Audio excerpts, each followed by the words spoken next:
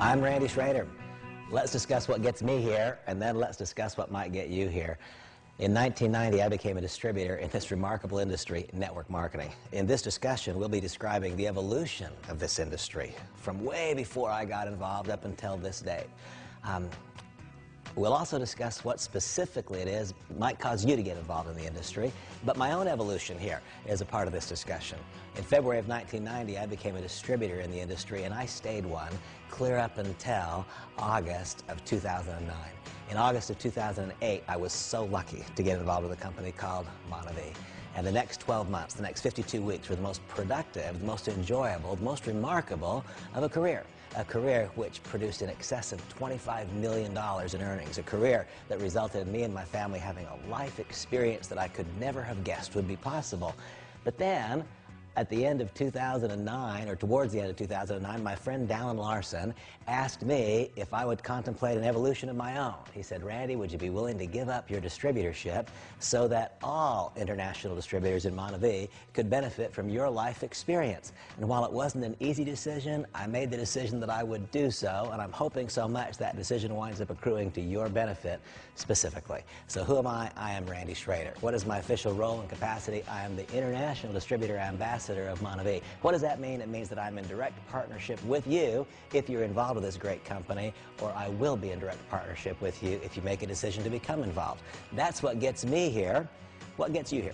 I can imagine a couple of things that may result in your being here. You might be a distributor of Monavie, anxiously engaged in the business, and as part of step 5 in our business building practice, you are learning about the industry. Step 5 is to build belief. Build belief in what? The network marketing industry, in Monavie, and in yourself. Perhaps that's what gets you here. Or you may be one who's just looking at our business. If you're one who's just looking at our business, this is so critically important. I can imagine the environment. Not too long ago, you were at a business presentation, and the presenter said something like this: "Is there anyone in the room who doubts the validity of the network marketing industry? Is there anybody here who just really wonders if this is a legitimate way of doing business?" And you're the person who raised their hand. And then someone said, "You need to learn about the evolution of network marketing." And so here we are. You know, it's an amazing business. It started clear back in 1903, the same year as Harley-Davidson motorcycles, by the way.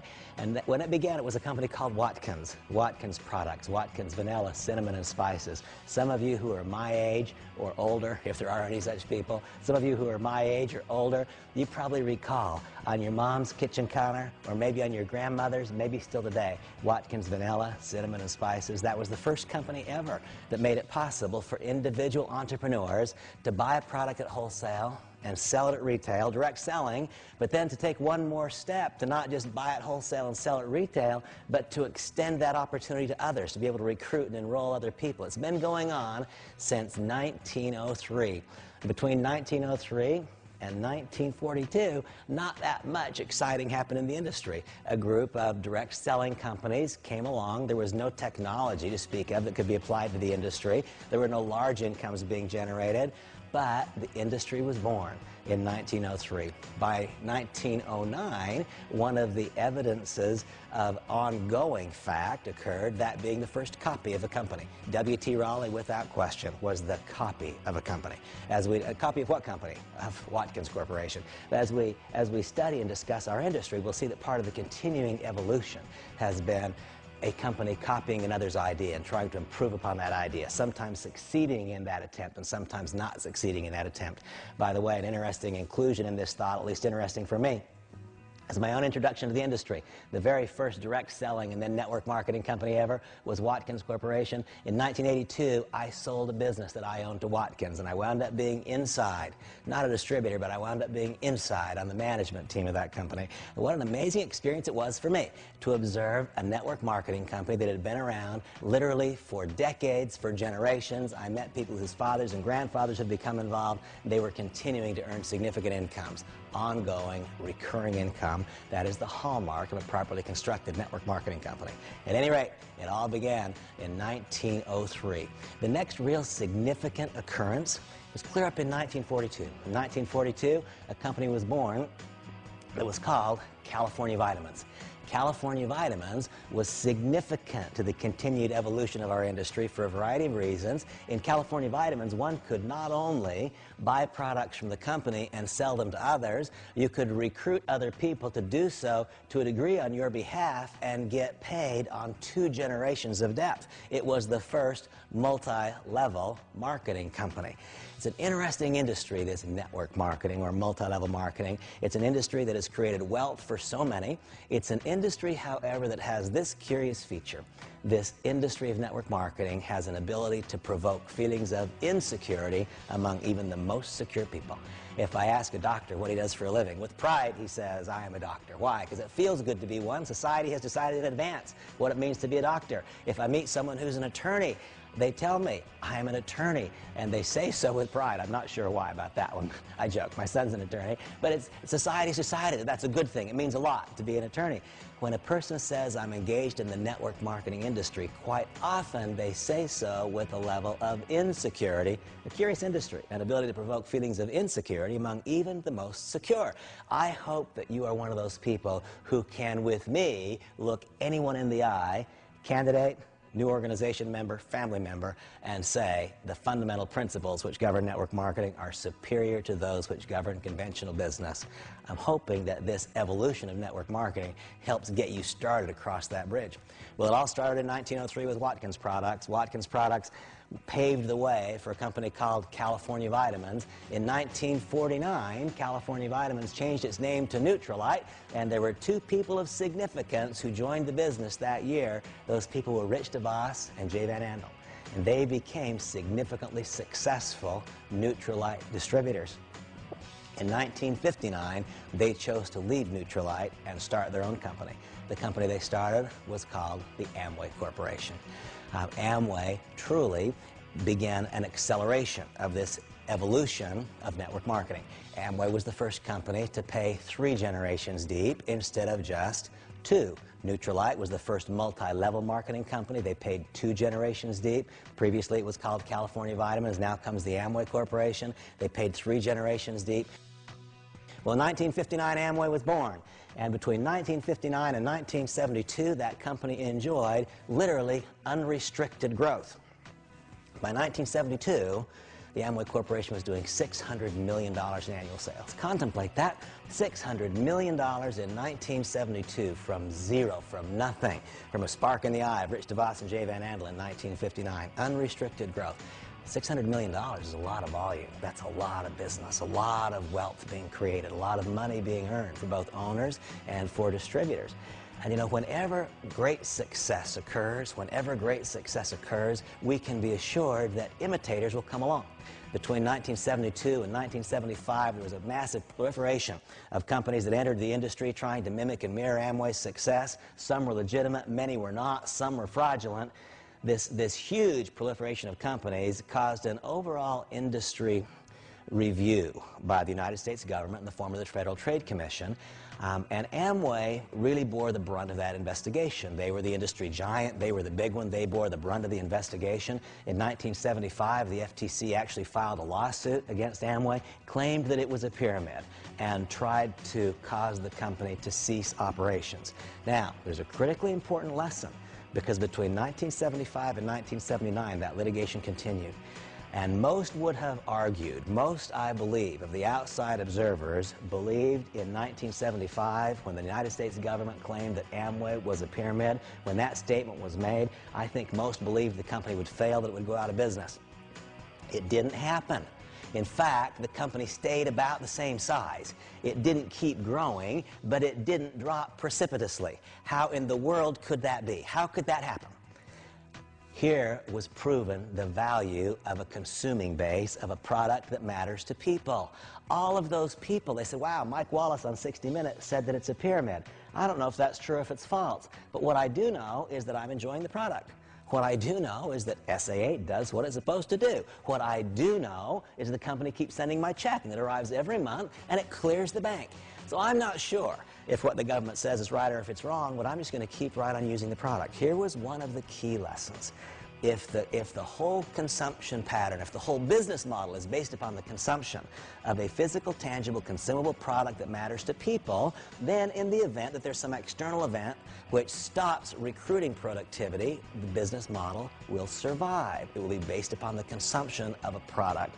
Now, that was proven by Amway. It was ultimately forced into existence in the Amway ruling. Between 1975 and 1979, there was great consternation about what would be the ultimate outcome, what would be the ultimate result of this query, this investigation of the network marketing industry. The ultimate result was found in 1979 with what has long since been known as the Amway ruling. It is FTC 93-618. That is called the Amway ruling. The verbiage in the Amway ruling is absolutely beautiful. It states that Amway is not a pyramid and that multi-level marketing is a legitimate method of moving products to end-line users, and it clearly identifies the playing field. In the Amway ruling, the playing field is articulated well, and articulated clearly. Any of you who want to really understand the playing field of network marketing, I encourage you to review the Amway ruling. There you will find a set of boundaries. If you can imagine a football field, what does a football field have? It has borders on both sides. It has an end zone. It has hash marks. It has a 50-yard line. That's the same way that the Amway ruling works for the network marketing industry. It identifies that which is clearly inside the rules. And you might question, well, why, if there's now this well-identified series of boundaries, do companies still get called into question? My own experience in the industry, in 1990, I was involved with a company called Nu Skin, and the company was sued by the Federal Trade Commission, claimed it was an illegal pyramid. The company survived that query. Why did it survive? Because the litigation showed that the company was inside the rules, inside the boundaries that were established by the Amway ruling. What makes that field of legitimacy boundaries? Well, first of all, the company must have a physical, consumable, tangible product or identifiable service. It cannot just be a dollar chasing a dollar. That's one of the parameters of the Amway ruling. There must actually be the delivery of a product, or there must actually be the delivery of a quantifiable service. What's another parameter of the Amway ruling? That if I am your upline meaning that I got involved in the system before you did, it must be technically possible for someone downline to earn more money than someone upline. Well, in our company, that's a pretty beautiful thing, because the very first distributor in our company is a great leader. His name is Scott Olson. Scott is a Royal Black Diamond, I think, right now, does extremely well financially. But you know what? Not one, not two, but 3 or 4 generations below him is a gentleman named Brig Hart. Way down there, 3 or 4 generations. And you know what? Brig is the top income earner in the company. What does the Amway ruling say? The Amway ruling says that someone downline must be able to earn more than someone upline. Now, those are very, very visible examples in our company, but it makes it so easy to prove that this company falls within that particular guideline of the Amway ruling. There's something else called the 70% rule. What's a 70% rule state? The 70% rule says that if you bought products last month, 70% of them should be gone before you place another order. In other words, you shouldn't be stockpiling products. You shouldn't be buying products because the compensation plan says to. The 70% rule says that if last month you bought $100 worth of products, you should have no more than $30 worth still on hand if you're placing another order. That's the 70% rule. There's another rule. That rule is the 10 customer rule. It means that there should be 10 people in your business who are consuming the product purely for the sake of the product, not because of the business methodology. That's the 10 customer rule. Well, see, these are all part of that Amway ruling. And one can gather that information by reviewing the actual file. And once again, what is it? It is 93 FTC-618. That is the Amway ruling, rendered in 1979. And now there was this huge backlog, this enormous backlog, because between 75 and 79, there was a great big question mark. Is network marketing, is multi-level marketing going to survive? Is it a legitimate way of moving products to end-line users? Can this be a secondary income stream for me and my family? Can it be a primary income replacement for me and my family? A lot of people watching and wondering. Now comes the Amway ruling in 1979. Network marketing, multi-level marketing is a legitimate means of moving products to end-line users. Multi-level marketing is not a pyramid. It's an effective way to generate income. The rules are established, and I've described a few of the rules, of the borders. I also love, by the way, some of the verbiage, because one of the periodic commentaries I'll hear was, well, aren't we going to run out of people? And I absolutely love the judge's verbiage on how and why one will never run out of people. Now, I've, of course, lived that. I've been in the industry for 20 years and produced enormous incomes for a long time. I've never run out of anyone to talk to. In fact, there's another whole generation of people now. The children of some of those who joined me in the business 20 years ago are today legitimate, valid prospects. But the Amway ruling is an absolute thing of beauty. Those of you who seek to become professionals in this industry, I would encourage you to have at least a basic cursory working knowledge. When you have that basic cursory knowledge of the Amway ruling, you will then understand why this industry has grown as dramatically as it has in the ensuing years. You will understand why some companies still get called into question. You'll understand why some companies fail the test, and you'll understand why some companies pass that test. Most importantly for me, and I hope for you, you will understand how and why Monavie is so completely secure. It's because not only are we inside the boundaries of the Amway ruling, but we don't push the borders. My opinion is that Monavie finds itself between the 45-yard lines and inside the hash lines, well in the center of what is appropriate and acceptable in this business, a standard and a model to which other companies in the industry could and I believe should aspire. Well, in 1979, the Amway ruling, the playing field is now well established and identified. The next 3 years, there was an absolute floodgate that was opened. Between 1979 and 1982, 2 million people in the USA alone entered the network marketing industry. 2 million people. And between that time of 1979 and 1982, the die was cast because the incomes became so large. Now the industry was assured. The success, the long-term viability of the industry was assured because now there was proven legal legitimacy. And as a result of the remarkable escalation in incomes earned by leadership of some companies between 79 and 82, now people who had significant positive alternatives began to look to the network marketing industry as a primary source of income as opposed to merely a secondary source of income. By the time 1982, 83, 84 arrived, some of the industry standards were born. In that period of time, companies that have forever changed the network marketing industry came into being. During that period of time was born Herbalife. Now, I have long been an advocate for the entire industry. I believe that network marketing is good. I think that there's a big difference in being a good company and being a good opportunity. I think there are a lot of good companies in this network marketing industry. I think there's another difference in being a good company, a good opportunity, and another difference in being a good opportunity and an opportunity to create wealth. There are a lot of intricacies that come together to make this all possible, but I will always be grateful to Herbalife. I will always be grateful to Mark Hughes for the values that he added to the industry. Herbalife was the first company in the aftermath of Amway, the first company after Amway's first dramatic success to have what I call breakthrough volume experiences and to sustain that volume. We're going to come back around in a few moments. We're going to talk about multiple S-curves. And when we talk about multiple S-curves, we'll talk about Amway, and we'll talk about Herbalife, and we'll talk about Nu Skin. That'll be important as one understands the dynamics of timing in our industry. In that time framework between 1982 and 1984 was born a company called Nu Skin. What was Nu Skin's primary contribution to the industry?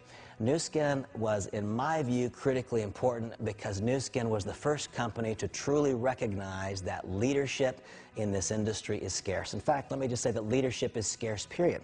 How a compensation plan reacts to that dilemma is of critical importance. You see, Amway was the first really large network marketing company. They paid 3 tiers of leadership. I could enroll you, you could enroll one more person. We would have 3 tiers of leadership, and that would be the level of payout. Quite frequently, one has to search deeper than the first or the second or the third generation to find real leadership. Remember the illustration that I gave you of our company, Monavie. Scott Olson's the very first distributor. He's a Royal Black Diamond. He and Sue are remarkably successful. But you know, it goes from Scott Olson to several other people before finally Brig and Lita Hart emerged. And each of those other people are great people who've had great values to the business, but Brig and Lita added a separate, unique value.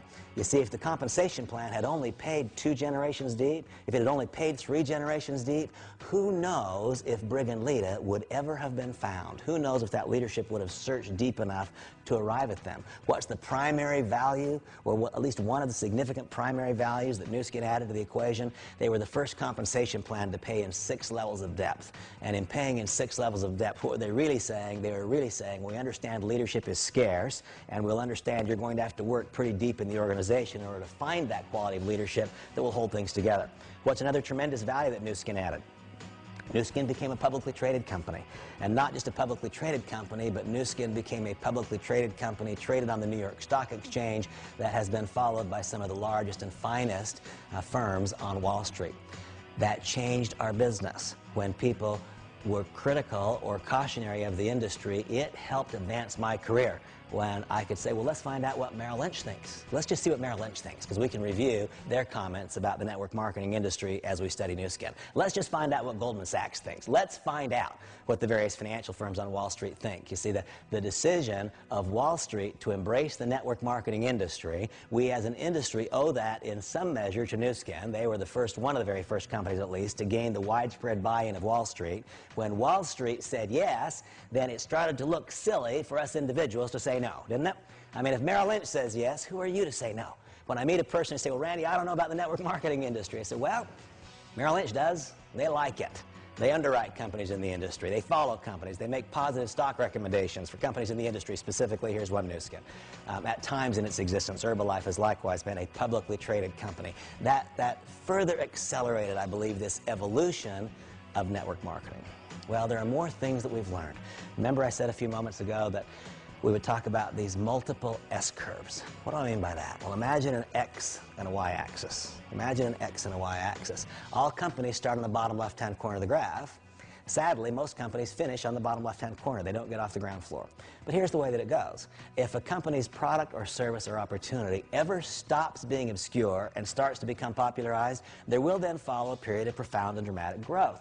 Now, that's not just true in the network marketing industry. That is typical in business. It starts on the bottom left-hand corner. Most don't get off the ground floor. If the company's product, service, opportunity ever stops being obscure, starts to become popularized, there will follow a period of growth. And then if you shoot an arrow into the sky, it can only go so high, and it will then either stabilize at this new higher level, hence the S-curve. Like this, it will stabilize at this new higher level, or if there's no real fundamental value, then it will roll back down the bell curve as opposed to an S-curve. It's critically important to note that there have been multiple companies in this network marketing industry that have evidenced abilities to have multiple S-curves. Why is that important? If that's not evident, then timing becomes everything. Then if you're not first, you don't really have an opportunity. Then one has to wonder, should I get involved? Because if it's only good because I'm first, then perhaps I shouldn't do it. And so let's go back and review the Amway story again. The company started in 1959, went through a period of unrestricted growth until 1972, reached a level of $600 million in sales. And then that growth was stopped. This is typical. Whenever a dramatic surge of growth goes on for a period of time, there will almost always be some external event that stops the growth. In this time, it was a very profound external event. That was the Amway litigation. That stopped the growth. Now, very critical to point out, it did not roll down the backside of the curve. It did not become a bell curve. It sustained itself at the new higher level. How and why? Because all of those people said, I love the product, it works, it's reasonably priced, and the company's continuing to send me my checks, and they keep clearing the bank. That was the first S-curve, and it was fueled by what? A handful of consumer products and the great American dream of free enterprise. Then there's a period of stabilization 4 years long, during which the Amway litigation was argued. Finally, here comes the Amway decision, and that triggered the second S-curve. It was far more explosive than the first, as the company's sales shot straight up. They shot straight up to $2 billion in sales. This was the second S-curve. And the people that you are most familiar with, the names you're most familiar with as the largest earners in that company, were not there at the beginning. They weren't there at the genesis. They didn't participate in the first S-curve. They benefited from the second S-curve. It was larger than the first. It took the company from $600 million to $2 billion in annual sales, and it was fueled by what? product line extension. You know what, though? Amway had a third S-curve, the most powerful of all. Took the company from $2 billion in sales clear up into the $9 and $10 billion range. And what was that about? That was about multinational expansion. Boy, that's a critically important thought as we now look at where we find this company, Monavie, a company that has had one unbelievable, remarkable season of growth in the United States, but which now embarks upon, I promise you, the beginning of a second and far more powerful S-curve than the first, because this Monavie juggernaut, which has set itself apart, become singular, unique, and distinct in the United States, is about to set itself apart in the world. That's about to happen. It's been proven before, but it's never been proven by a company with all the special dynamics of Monavie. There are other companies that have experienced these multiple S-curves. And by the way, why is this important? Why is it important? It's important because I want you to know that I know that you can make a career decision to be involved with Monavie. This can be what you do. This can be the once and forever, the all-time. This can be from now until the end of your career. This can be from now until the end of your life, and it can be passed on to your family members. Why? Because multiple S-curves can't exist. Monavie is about to enter a second S-curve of profound importance. Who else has had multiple S-curves? Well, Nu Skin has had multiple S-curves. The first one, profound growth in the United States. The second S-curve in Nu Skin's case was what? It was divisional diversification, as they went from being Nu Skin alone to being Nu Skin and another division. Big Planet provoked a second S-curve. ID and Pharmaceuticals provoked another S-curve. And then multinational expansion provoked another S-curve. Herbalife has had multiple S-curves. Sunrider has had multiple S-curves. In this evolution of network marketing, what have we learned? We have learned that though a company goes through a profound and dramatic season of growth, that need not imply that it's over once and for all. That, in fact, can suggest, and has suggested in the very best and the finest, that it's setting the stage for a bigger, more dramatic season of growth to come, and history has suggested that the largest incomes are provoked by those who arrive for S-curve 2 or for S-curve 3. History has proven and evidenced this. There's some other very, very important things that we can learn by studying the history of our industry. I have been and remain a student of this industry of network marketing. I believe that there is no reason to make a mistake. There's a big enough model. Now, we will know for sure what tomorrow has in store for us when tomorrow comes. But I believe that the best way to accurately predict the future is to carefully and critically study the past. There are a few things that we know. One thing we know is that if the product or service has downward price pressure, there can be no compensation plan stability. I'd like to teach you for a moment, speak with you for a moment about the lessons of XL telecommunication. XL telecommunication experienced a period of unbelievable success in the 90s. Sales just absolutely skyrocketed based on telecommunication, a technology service, a telephone service. Its success came at a time when we all as a society were used to spending 35, 40, 45, even 50 cents a minute for long-distance telephone service. The compensation plan was constructed around the idea that we would spend 35, 40, 45 cents per minute for long-distance phone service. Well, tell me, does anyone reviewing this material spend 35 cents a minute on phone service now? Of course not. When we stopped spending 50 cents a minute and started spending 25 cents a minute, the entire compensation plan had to be reconstructed and reconfigured. This is one thing that's long since been proven in network marketing.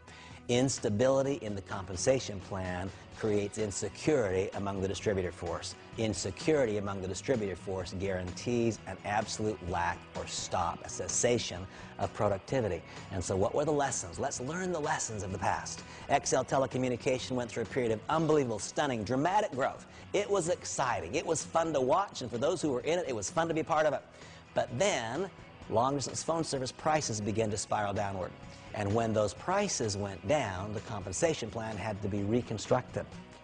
Compensation plan was reconstructed. Many people left the business. They were disillusioned. They were concerned. They were confused. Now, pricing was reestablished at about 20 cents a minute. Well, let me ask you this. How many of you are spending 20 cents a minute for long-distance service? Nobody. Absolutely nobody. And so when the prices went down to 6 cents a minute, the compensation plan had to be completely reconstructed again. And when the compensation plan was reconfigured, then what took place? Once again, a lack of belief, and ultimately the company fell into absolute total turmoil and disrepair and failed. What is the lesson? The lesson is that if it's a technology issue, the price will go down. The price of any technology issue always goes down. When the price goes down, the compensation plan has to be reconstructed. When the compensation plan has to be reconstructed, the distributor force is decimated. You know, sometimes the lessons seem so hard to learn. I have a friend named Alex. Alex launched a company. He was involved in XL telecommunication. He launched a company. He called me, tried to get me involved with it. Said, Randy, we're going to sell music downloads, and we're going to do it through network marketing or multi-level marketing. I said, Alex, don't do it. Don't do it. Because the price of those downloads will only go down. It will not go up. And when it goes down, you're not going to be able to fund the compensation plan. You'll have to reconfigure. And I said, because there is no usage, there's not enough usage on the back end, you're going to have to be receiving income on the front end from your internet portal, and you're going to come to grief. See, there are no new mistakes in network marketing. There are new people making old mistakes and old people making old mistakes, and sure enough, that sadly came to be. Well, what are the lessons? The lessons are that in order for us to confidently enter the arena with the anticipation of long-term success, it must be predicated, the business model itself must be predicated on the consumption of a physical, tangible, consumable item. This is what the industry has shown. If there is a product which has the capacity to change the way that a person looks, change the way they feel about themselves, or in a meaningful, a measurable, not simply anecdotal way improve their health, then there is a fundamental value that will survive a challenge. And here's what I have learned. I have learned that the price of health-related products and the price of appearance-related products is always pushed up by the conventional business enterprise. Ask yourself this question, if you happen to be a woman and you're reviewing this. When did you last see Marcella Borghese, Estée Lauder, Clinique lower their prices? Never. Personal appearance product prices go up. That's why companies like Nu Skin, skincare products, Sunrider, personal care products, that's why they're able to have stable compensation plans, because there is an outside the network marketing industry support for those pricing models. When did you ever see the price of healthcare go down? Ever? Did you ever see the price of healthcare go down? No. That's why companies in the nutritional supplement industry, in preventive healthcare, in natural healthcare, in supplementation, that's why those compensation plans can be stable, because there's not a downward price pressure. Well, I guess my message here is that there is a long past. There's a history. We can learn from it. We can then look at that history. We can apply the entire history to Monavie. And we can then also take into consideration Monavie's experience during its first 4 years, and we can arrive at a considered, well-thought-out conclusion that there is something special here. Let's learn a lesson from NSA, National Safety Associates, remarkable company. One of those companies that entered the industry in the 1980s has impacted the industry in a significant way. NSA taught us this very important lesson. They taught that the product must be consumable. Let me ask you this question. How many water filters did you buy last month? Well, probably none, but if you did buy one last month, how many more would you want to buy this month? The answer clearly and obviously is none. Let me ask you another question. Did you buy a bottle of juice last month? Any kind of juice? Did you drink it? Is it all gone? Would it make sense then to buy another one because the first one's gone? That's the way that our business model works. If the first one's all gone, then it's logical and natural and it seems appropriate to buy another. It's not about the compensation plan, it's because the first one is all gone. The more highly consumable a product, the more perfect it is for the network marketing industry. Well, we can look at this history of network marketing and we can contemplate the evolution in a few ways. We can contemplate the fact that there is now a playing field, and we know specifically and exactly what the rules are. We can look at this evolution in light of the fact that the industry has existed since 1903 and has existed in earnest since 1959. We can look at the evolution of the industry in the respect that there have now been a host of companies that have existed for 20 years and beyond. See, the industry is no longer in question. That's what I want you to understand. 20 years ago, when I got involved, the industry itself was, to a degree, still in question. There were only a couple of companies that had existed for 10 or 15 years. Very few. Today, the industry itself is not in question. I don't believe that that's really public knowledge. I don't think people generally understand that. But the industry itself is not in question. Companies like Amway, Shaklee, Herbalife, Melaleuca, Nu Skin, NSA, there are so many that have been around now since the early 80s that have done and continue to do hundreds of millions or even billions of dollars in annual revenue. The industry is simply no longer in question. The next thing we can identify is the fact that there have been multiple instances now of companies having a series of seasons of growth. There are not just flashpoints in time when a company has a fad period where it grows dramatically. A well-constructed, well-managed company that has the elements truly in place for success, these have shown an ability to have multiple S-curves. That's very important to me because I have a long-term one. This for me, by the way, in case you haven't asked me because you can't talk to me, but this for me is the culminating point of my career. I feel that I've worked my entire life to be prepared for this moment with Monavie. Here I find the absolute finest combination of factors that has ever existed, the best iteration of a network marketing company that has as yet been devised. And it's an extraordinary privilege for me to be associated with the company in this role. Well, we can look then at this evolution another way. We can look at the evolution and identify that it has been absolutely shown that companies that have technology-driven businesses will have thus far at least come to grief because the price of technology goes down, and when the price of technology goes down, the compensation plan has to be reconfigured. We can identify the fact that those companies that have had the greatest long-term success have been those where there has been external conventional business price pressure to the upside, thus allowing for compensation plan stability. We can identify the fact that the industry has now been embraced globally, where when I first got involved in the industry, it was almost exclusively a USA-based business. And we can learn further. We can learn even more from this evolution in network marketing because we can contemplate compensation plan design. When the industry was born, the industry allowed simply a buying and selling of product, direct selling. That then metamorphosis took place, and the industry then became a multi-level marketing industry, first with a 2-level payout, and then 3, and then with new skin it became 6. Compensation has itself evolved in dramatic fashion, with a realization that leadership is scarce. There's not enough leadership to go around. And the continued effort of the industry, of the best and brightest minds in the industry, has been to find ways to connect true leadership together. That's the fundamental task, is to connect true leadership together. I believe that the Monavie compensation plan is the best combination thus far. There are intricacies in the Monavie compensation plan that make that combination of outcomes more readily available than what I think is generally available in the industry. Well, as I've stated so many times, I am an advocate for the entire network marketing industry. And I am absolutely convinced that within the industry there are a host of good companies. And I am convinced that there are so many people whose lives can be blessed by finding homes in a variety of companies in the industry. But I do believe that there is a standalone, single, unique, very best place. And I think that standalone, unique, very best place is Monavie. Why? Because Monavie meets the test of the evolution. Meets the test of the evolution in the following ways. The product is not just a great product for consumption. The product is a perfect product for our industry. Why? Because so many people, such a large preponderance of people enjoy it. My simple invitation to you is consume a bottle. Just drink a bottle. And after you drink the first bottle, if you don't want a second, for heaven's sakes, don't do our business. But after you drink the first bottle, if you want the second, you just proved our business. That's the first reason the Monavie product passes the test of this evolution of network marketing. It's because so many people enjoy it. Second is because it is so highly, highly consumable. It is so easy to understand.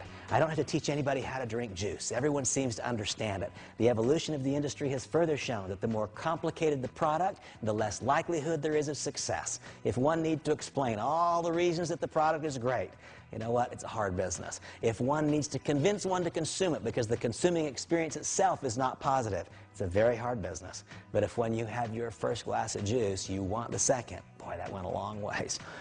I believe that Monavie passes this test when one studies the evolution from a product standpoint.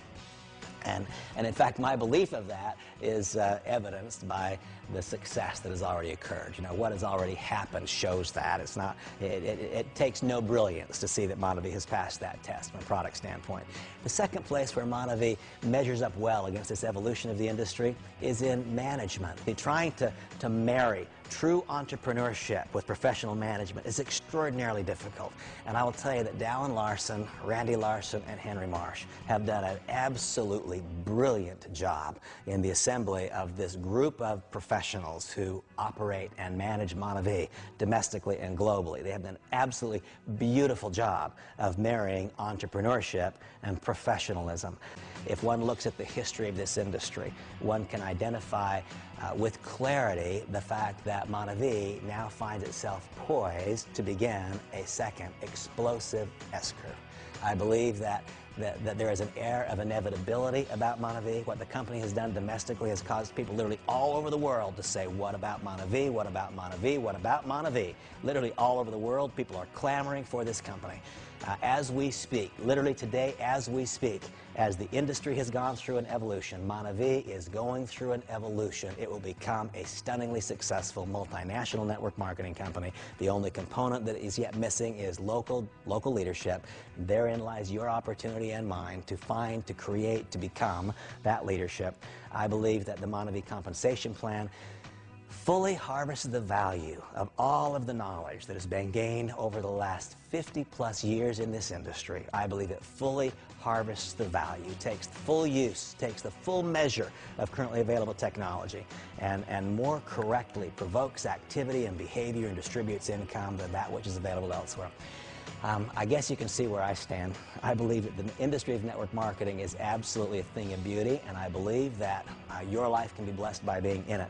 I think that your decision to get involved in Montevideo would be a beautiful decision. It would be a correct decision, and I so strongly personally encourage you to make that decision. Now let's go back and contemplate what gets us here. I get here as a continuing evolution of my own career. I'm hoping so much that you're ready for your own career to evolve just a little bit. Perhaps it needs to evolve a lot. This is a magic moment if you choose to make it so for you. And then what gets you here at the very outset? Well, either you're involved in step 5. Step 5 being what? Step 5 being to build belief in the network marketing industry. I want you to know that I believe, in my heart of hearts, from the center of my being, that the fundamental principles which govern network marketing are superior to those principles which govern conventional business. I further believe that Montevideo is the absolute finest iteration of those principles. If you are here to build your own belief, I congratulate you, I commend you, and I look forward to our association. I look forward to being with you in person as opposed to simply on this DVD. And if you are one who was in the audience when the presenter said, is there someone here who is insecure about this industry? I hope so much that I've been able to address some concern that you may have felt. I hope so much that any identifiable concern you had has been overcome, and I hope that maybe some unquantifiable concerns have been addressed. The fundamental principles which govern network marketing are superior to those which govern conventional business. And I feel so fortunate and so blessed to have become a part of the industry 20 years ago. I feel so fortunate and so blessed to have become a part of Montevideo in 2008. And I feel so fortunate and so blessed to have been asked to take on this new role of International Distributor Ambassador in 2009. And I hope that that combination of factors brings us into association. I wish you the very, very best.